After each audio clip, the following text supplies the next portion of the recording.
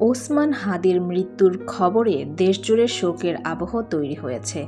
সামাজিক যোগাযোগ মাধ্যমে তার জানাজাকে ঘিরে ইতিমধ্যে ব্যাপক আলোচনা শুরু হয়েছে।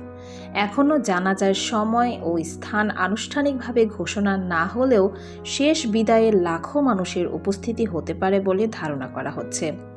বিভিন্ন সূত্রের তথ্য অনুযায়ী ওসমান হাদির জানাজায় দেশের বড় বড় ইসলামিক নেতারা উপস্থিত থাকতে পারেন।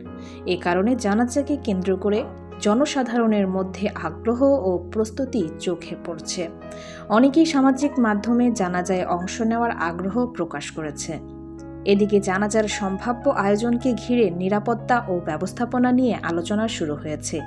বিপুল জনসমাগমের আশঙ্কা সংশ্লিষ্টরা প্রয়োজনীয় প্রস্তুতির কথা ভাবছেন বলে জানা গেছে।